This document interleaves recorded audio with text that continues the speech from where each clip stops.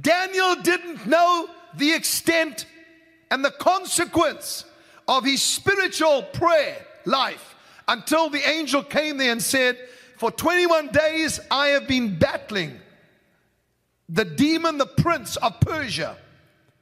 Now you've got to listen to this, because even though we are under new covenant, we think, well, Jesus took care of all that. Yes, he did for you. But he still says fight the good fight of faith. He speaks about spiritual warfare, that the weapons of our warfare are not carnal, but mighty through God to the pulling down of strongholds. Something that is in the heavenlies, something that is over this nation right now, has to be pulled down, and it cannot be pulled down by Joe Biden. It cannot be pulled down by the President of the United States. It cannot be pulled down by politicians. It can only be pulled down by the spiritual leaders that have set their heart towards the kingdom. Not towards failure, but towards the kingdom, and said, now we will pray, and whatever spiritual stronghold is over our nation, it will come to an end. I am one of those voices, just one. Whatever you bind on earth will be bound in heaven, Jesus said. Whatever you loose on earth, give me that big key that's in my office. You have a key. I was going to tell you the names of God, but I'm not going to. I'm going to get straight into the spirit of Python and the spirit that has joined forces in order to try and bring this about. And it's happening, and it's taking place right now. Daniel did not know that when he was praying and while he was fasting, that there was a fight going on in the heavenlies. And this is what the angel said to him. He said, Daniel, I have come from a battle for 21 days. That Daniel fasted and prayed for 21 days. And he said, I have come because of your words. In other words, your prayers released me from that warfare. Now I have to return, because the spirit of Greece has come to join the spirit of Persia in order to bring about a victory. Daniel, keep praying. Daniel, keep getting revelation. Because out of that revelation will come a revolution. Out of your revelation will come a revolution. I sing. Now, what I saw this morning when I was in prayer, besides anything else, that God was going to bring about a victory, a massive victory in this nation. But there were going to be some humbling moments in the White House, and humbling moments for this president. This is not that I'm against him. I'm just telling you, some humbling needs to start to take place. We need some humble people to come and to stand and to speak the truth. Humility is lacking. Okay, I'm not getting much response from that, and I don't blame you, because you're not sure where I'm coming from. As I was praying this morning, the Spirit took me into a heavenly place, and I began to realize that there was a stronghold that was joining the Python spirit. And now at this very hour, that spiritual force. Now remember, the angel spoke to Daniel about a prince of Persia and a prince of Greece, and the different princes, the ruling powers, or the not ruling now, but the powers that are at war with the people of God, and Israel specifically, are active at this very moment. And what are we doing? They have planned for the downfall of the U.S. economy. They have planned for the closing of non-profit companies and charitable organizations. They have planned for your downfall and for you to lose your money. This is not about a liberal or a conservative or whatever. It's not about that. Their plan is to destroy and to suffocate the very life out of you. That's their plan. They are active right now. What are we doing about it? What is our responsibility? What is it that we are supposed to do to bring an end to this? Well, we need to vote? Yes, okay, vote. Look what just happened. Vote. Do whatever you have to do. Make your voice known. But I'm telling you right now, the greatest power that you have and the key that you have is to find out what is happening in the spirit and begin to pray against that and declare that you are totally inoperable. You cannot operate in the presence of the people of the living God, and you cannot operate in the presence of the blood of Christ that speaks of better things than that of Abel. We are the princes of the blood royal. Do you understand that? If you do understand that, then I want every person watching me and all over the world to raise your hands up and say, I believe that my prayers make a difference. Therefore, what I perceive, I receive. So, Lord, I'm praying for perception to come in these next few minutes, that people would understand and see with the Spirit, and as they realize that their perception will bring about a prayer that will destroy this force that's trying to destroy America. And I can tell you many of the plans of the enemy at this time. I can tell you a lot of it. I don't need to. I've just told you a few things, and eventually it gets onto to your national news, to your news, so go and find out that's what they're planning. What is God saying, though? Now, let me say this to you in a very small teaching. The spirit that we are dealing with, besides Pythos, which we know God said He'll deal with, we have to pray against, and we have to sow into His kingdom. But the second one is Jezebel. Why are you talking about Jezebel today? Because this morning I saw those two forces joining, because the python is losing power and losing momentum. Just like when Gabriel spoke about the prince of Persia being brought down, this prince of Greece joined him in that battlefield. Now, I know some of you may be saying, I think you're crazy, and maybe I am, but I am biblically crazy. And so what I'm giving you right now is what happened in the Bible and what's happening right now. Every Bible name has a meaning. So much so that sometimes when God changed the nature of a person, He also changed his or her name. Now, Sunil will tell you and show you in Code Breakers, not today, that how it was. I heard the plans of demonic powers when I was in Detroit, Michigan, and prophesied when they said, we will change the name of America and we will change the name of Israel. Now, some of you are perhaps sitting there saying, this is absolutely stupid. It's happened in the past. It can happen again. Don't be so sure of yourself. I'm not even going to talk about the gun control issue right now, but this is going to get very, very nasty. I'm just warning you, and maybe some of you know that, but it's going to get really nasty. What do we got to do about it, Kim? We are covered by prophetic preservation. But remember something. When God changes a person's name, it was for the future. In other words, when He changed the name of Abram to Abraham, because God believed God's promise of a son. And so He changed his name to Abraham, putting God in there. So He changed his wife's name from Sarai to Sarah. Okay, you got me. Years later, after the angel of the Lord had wrestled with him all night long, Jacob's name was changed to Israel. Now remember something, each one of you, according to Revelation chapter 3, you've been given a new name, which means you have a nature inside of you that is able to fit with that description and that name. That's another teaching altogether, and it's in the Bible. Go to Revelation 3 something, I don't know what it is, and it's there. And you'll find out He says He is given, in fact, I'm going to read it to you right now. Miranda, can you bring me my Bible, which is normally, yeah. And I'm going to read this to you because I want you to see something, because we're going to be dealing with the book of Revelation as well and the future. You have to go and get it. That's usually, yeah. I had it earlier on. Okay. So Jacob wrestled with God, and God said these words to him. Now, sometimes we've got to realize that what we're wrestling is for our future. What we're wrestling for is for what is already inside of us, our destiny. Remember something, the enemy does not want you to get what God planned for you to have. You all know that. But what are we wrestling? Now we know it's a spiritual battle. We cannot do it by ourselves. But Jacob wrestled with God. Now that's a great wrestling match, because God usually loses. Let me show you why. And when I don't say lose, you know, I'm kidding with you. So when Jacob wrestled with God, he was saying, as he crossed over the ford of Jabbok, when he crossed over that ford, the Bible says that he went by himself and a man wrestled with him all night long. Now that wrestling match was for a purpose. First of all, God wanted to see if He could prevail not only over men, but over God. He can prevail with God, not over God, with God. Let me read this to you in Revelation chapter 3. I hope I can find it, because this is one of the most unplanned meetings, although I have prayed a lot. And please write into Facebook and encourage me, because I need it now.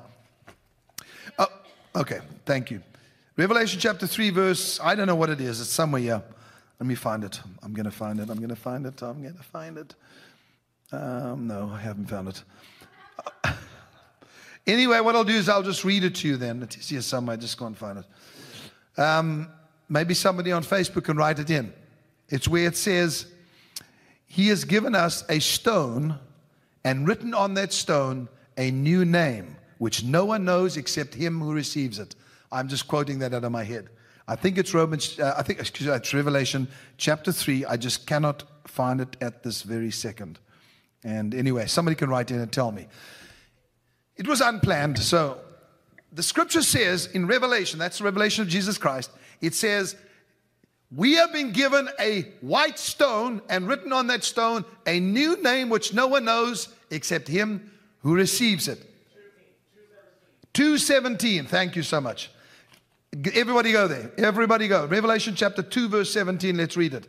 I'm going to read it to you because it's a very exciting one. He who has an ear, let him hear what the Spirit says to the churches. That's to you. To him who overcomes, I will give some of the hidden manna to eat. Beautiful thought here. If you overcome, everybody stop. You say, some of you are thinking to yourselves, well, I didn't overcome yesterday. Did you overcome today? Did you overcome anything today? If you overcame just one thing, you're an overcomer. But Kim, I'm struggling with other things. If you can overcome one thing at a time, you're an overcomer. If you have nothing that you're overcoming, then you're a loser. But surely you can understand that we cannot overcome everything at the same time. But when something comes against you and you're able to overcome it, you are an overcomer. Beautiful. Good going, Kim. He who overcomes, I will give some of the hidden manna to eat. That which is hidden inside of you will come forth. Just like Hannah, the experience she had, we gave some of the hidden Hannah. No. Anyway, so the hidden manna, when she had it in her spirit, I spoke it out. She had to step out by faith. Hannah could have said at that time, no, I'm not doing it. I've had people say that to me, but she didn't. She stepped out and began to do it by faith. And the result was, look what you have today. You have a person singing songs of God, prophesying, doing the most amazing stuff. And what happened was there was hidden manna in Hannah. Hidden manna in Hannah. There's hidden manna inside of you, and the way that it comes forth is when you overcome. Let me give you an example. God says to you, I'd like you to take 30 minutes of your time, and I want you to go and pray. You say, I'm sorry, I cannot do it, and you don't overcome. I'm trying to tell you it's in those areas that we need to overcome more than these silly little things that seem to hold us down and we worry about every single day. We've got to worry about the big stuff that we have to overcome, that comes against us. He who overcomes, was it 17? I will give hidden manna to eat. Okay, I've said it. And I will give him a white stone. And on the stone a new name written which no one knows except him who receives it. Wow. What is it saying? It says each one of you has something hidden that has to come out. The white stone speaks of revelation. When Jesus said, who do men say that I am, to his disciples? Some said, you are Jeremiah. Some said, you are Elijah. Some said, you are John the Baptist. Some say, there's too many people quoting somebody else. What do you say? Jesus says to them, who do you say that I am? I'm sick of hearing what CBN is saying, or CNN is saying, whoever. I didn't mean CBN. Sorry, Pat. Sorry. Not doing very well today. CNN or ABC, whatever they are. I don't want to hear what they're saying. What do you say? Listen carefully, please. Nobody says a word. Simon Peter plucks up the courage because something's hidden inside of him. And he's going to overcome fear. And he says, you are the Christ, the Son of the living God. As he says that, Jesus swings around in response to revelation. Are you hearing me? What does God respond to more than anything else? Revelation. What he has revealed to you, speak out. I'm not ashamed to say I'm a prophet because God told me that, made me that. And I would be stupid not to say it. If God made you something, then you say it, you speak it out. So Simon Peter reveals what he gets. He says, you are Christ, the Son of God. Jesus responds to him and says these words. He said, blessed are you, Simon Bar-Jonah, for flesh and blood has not revealed this to you, but my Father has revealed this to you. He says, listen to this now. He says to him, no longer are you Simon, but now you are Peter. What's that all about? Well, remember when he first met Peter, he said, you are Simon, but you will be called Peter. Hidden inside of you is a reigning rock. And it was only when he spoke out the revelation and that was released that he became Peter. It's only when you speak it out, you overcome, and revelation is spoken out, that you become the stone. Now, what does the white stone speak about? So what did he say? What did he say to him? He said, where's my key? Forgive the den today, please. What did he say to him? Based on your revelation, I give you the keys of the kingdom. Now, you may not understand fully what I'm saying, but I think a lot of you are quite spiritually minded to understand why prophetic revelation is so important. Because when God says something and you speak it out, there is a response that comes from God and says, now you've stepped into your higher nature. Now you have stepped into your higher calling. You have another revelation 2 years from now, you step into a higher. It always goes higher and higher to a higher degree of understanding, insight, to a greater realm of existence. Okay, so Simon Peter gets the keys. What does he tell him he can do? Bind on earth, bind in heaven. Loose on earth, loose in heaven. By the way, you understand what the word Peter means. It means a stone. The Revelation chapter 2 verse 17 simply says, when you get a revelation, it is like a white stone, and on that stone written a new name, which only you know about. And then you change into that which is hidden inside of you. That was well put. At least that little piece was well put. Okay. In the New Testament, Saul of Tarsus, whose name meant demanded, he changed his name to Paul. You know what Paul means? Little, lesser. He was no longer demanding. He changed his name to humble or less or little. And this is what the greatest apostle became in his own eyes as he looked increasingly upon the greatness of Christ. It's amazing how often a biblical character lives up to the meaning of his or her name. It is. Sometimes, as in the case of Paul, they deliberately took a name that meant what he wanted to be. Now, let me speak to you in closing these last few minutes, because you and I have got to get to understand what is taking place in the Spirit. Let's talk about the name Baal. Baal is how you actually say it. The prophets of Baal. The word, now we're going to talk about it because we're going to get to Jezebel and find out what is creeping into our White House, our capital, our politicians. No, not because they're Democrats, not at all. But please take this warning, and today we are going to take some action in the presence of the Spirit. Now you stay with me. Am I getting any yahoos from Okay. Thank you. And I do this because sometimes I'm not sure if I'm connecting, because sometimes it irritates me, and the Lord does this to me. I wake up this morning, I have this perfect message, and then I go into my garden and no. It's just an hour and a half, it's beautiful. But and then I realize, he's telling me to do it today. And I'm saying, God, I'm not even prepared. I don't even know the scriptures. And then we got 20 minutes to go, and they're saying, well, you decided to start at 12 o'clock. Now, here I am. So I'm doing my best. Okay. Baal means master, possessor, controller, possessor of anything or everything. It doesn't just want one thing. It wants to possess everything. It wants to control you. Don't take lightly what this prophet is saying regarding the same thing that happened with Elijah. There was a divided opinion when Elijah got onto Mount Carmel to destroy the prophets of Baal and ultimately Jezebel. Do you understand that they were of two opinions? Israel. I don't think the church has ever been as bad as it is now in terms of a divided opinion about the future.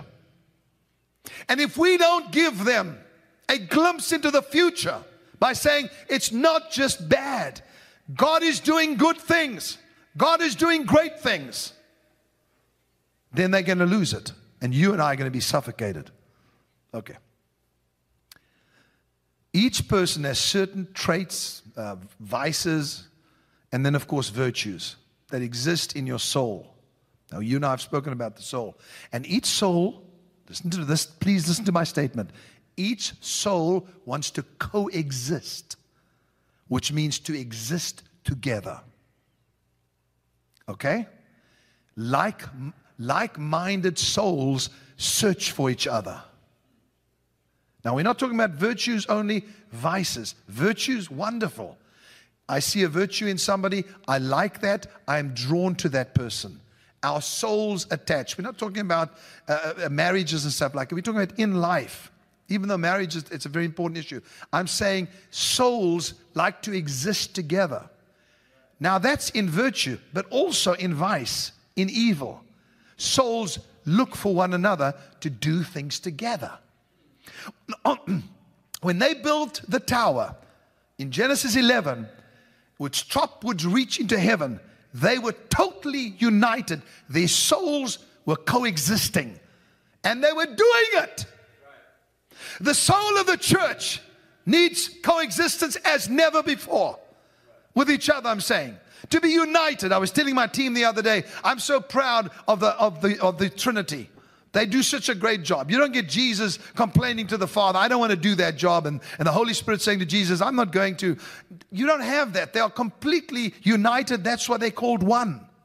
Now, it's the same thing is with the soul. You and I, all of you watching, we are existing together, and we have one thought in mind. Of course, that's Christ to be sent to the world and shown the good news, but also, what is he saying now? And let us realize that the spirit of Pythos and the spirit of Jezebel have now sought each other so they could coexist and they could become multiple powers. What does that mean for us? It means control. Listen, control is not always bad, but it's getting worse. Now, this is dangerous when these souls try to coexist, when there is evil and bad in a human soul, because the mischief doubles. The mischief multiplies as they coexist. The name Jezebel means non-cohabitant, without obligation. So Jezebel, if you want an answer, is not just a wicked woman, because people have picked on these poor women for years. Jezebel can be in a male form. Jezebel means non-cohabitant, without obligation. Doesn't need to be any specific place. Jezebel is a fantasy space. She's an effect, a personality, a lifestyle. Now let's give you a bit of history on Jezebel, because we're going to pray against this together in the next few weeks. I've set myself aside to fast like I've never before and pray, because God called me to this nation and to Israel, United Kingdom, Australia, Africa, to different nations to speak to them. Now, who was Jezebel in history? The daughter of Ethbaal, who was the priest king of Tyre and Sidon. She was married to Ahab, as you know, to ratify an alliance between Tyre and Israel. Tyre, that's the city, okay? By which Omri provision was made for her to continue, listen, to worship her native god, Baal, in Samaria, her new home. So in other words, it was coming from the top. You realize when somebody has authority to that degree, the queen, it then gets released to the nation.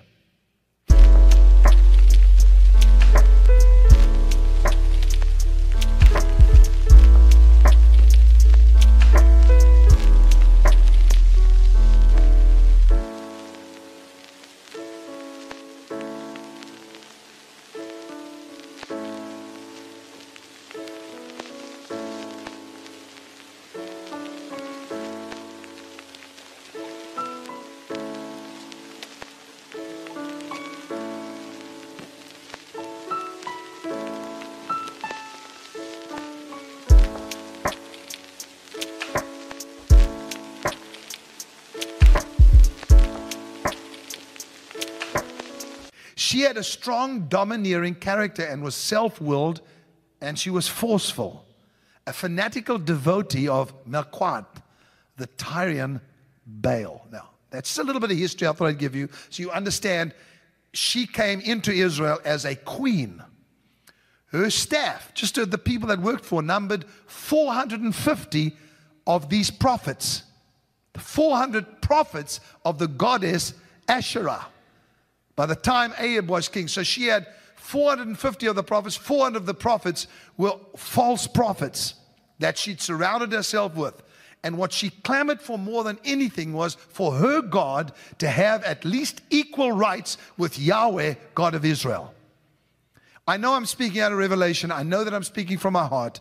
And I know it's a lot that I'm pouring out to you. But I want you to hear me because God told me to do this.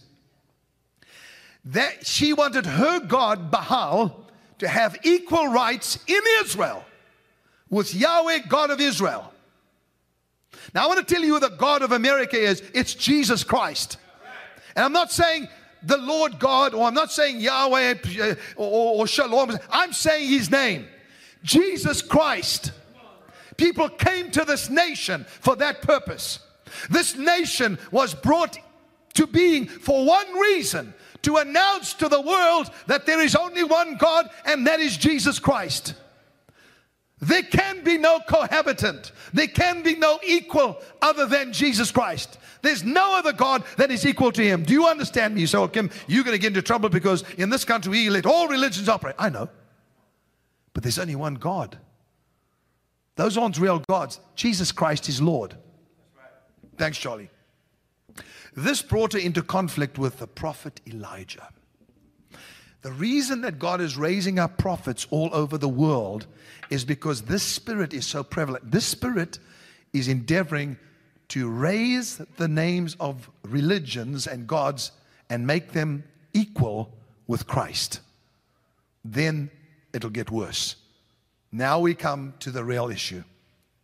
Now Elijah says, oh, I see. The conflict begins with the prophet Elijah.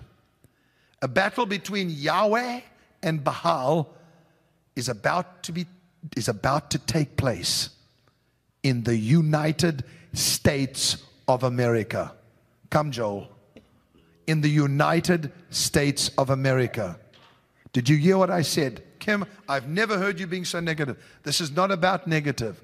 We're still going to be blessed. We're still going to have our families. We're still going to see God's abundance in our life. I want you to know that this force is bringing a conflict with the prophets because it has decided that it will dwell in this United States of America.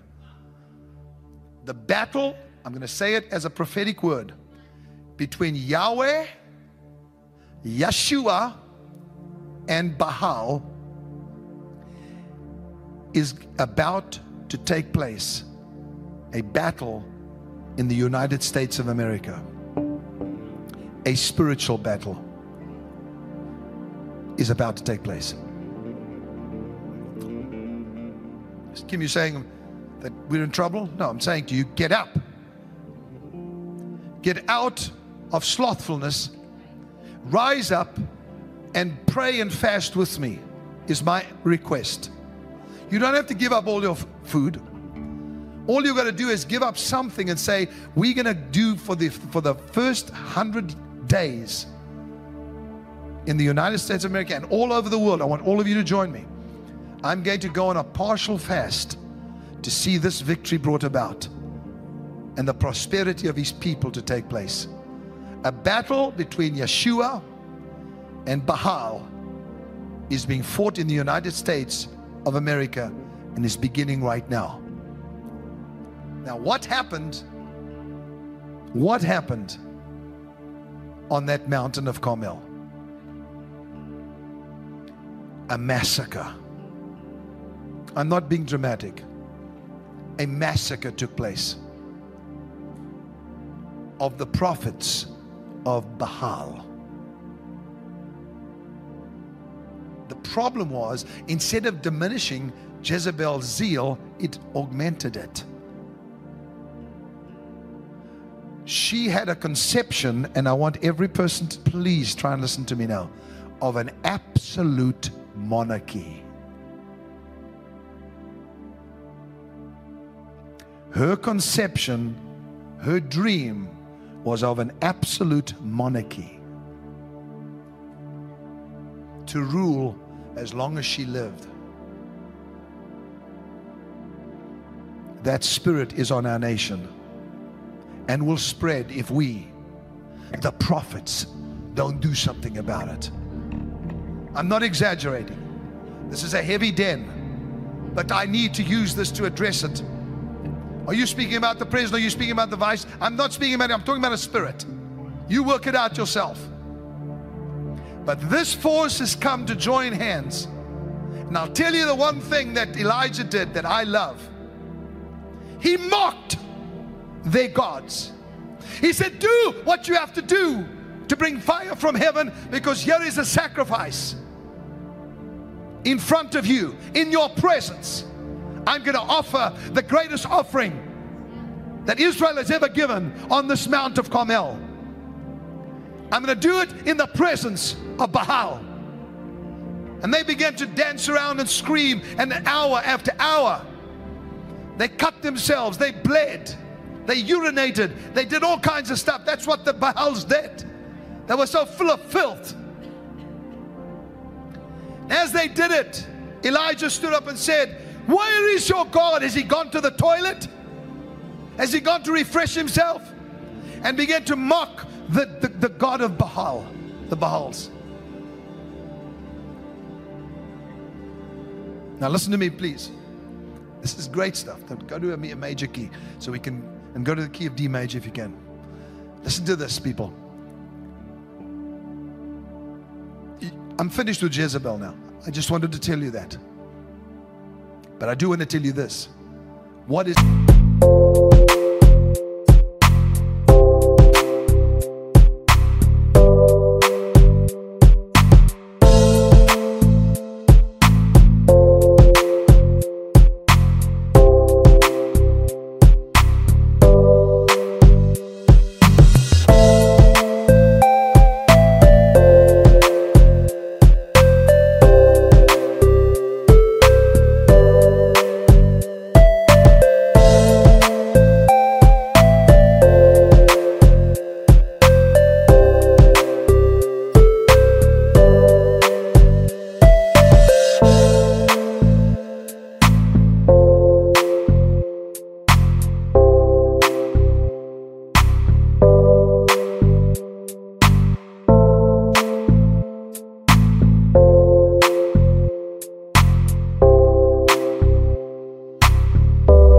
going to bring about victory in the United States of America, Canada, United Kingdom, France, countries all over the world that God has pinpointed me to pray for. Even though oppressed nations, Russia, God has told me there's certain things he wants to do, and he is plucking out people from all of these nations, and they're going to have this unbelievable soul connection like we have right now, and going to break the power of this force as Elijah did on Mount Carmel. Thank God I'm finished with that, because I had to share it. It's off my heart now. Now let's do what they did. Every person watching me at this very moment, I want you to stop just for a second. I want you to think just for 1 minute about what took place, and then we're going to play, and we're going to get you into a place of hearing from God. Elijah stood and mocked them, and then he said, get out of my way, and built an altar. Now you've heard me talk about this before, but we are going to act today. What was the purpose of it? He said, bring me water, pour it on the wood, because I'm going to prove God so much to you that I'm going to take that which you don't have, pour it on the wood so it's impossible for it to burn. And then the fire and the water together, okay, the fire and the water together are going to bring about rain.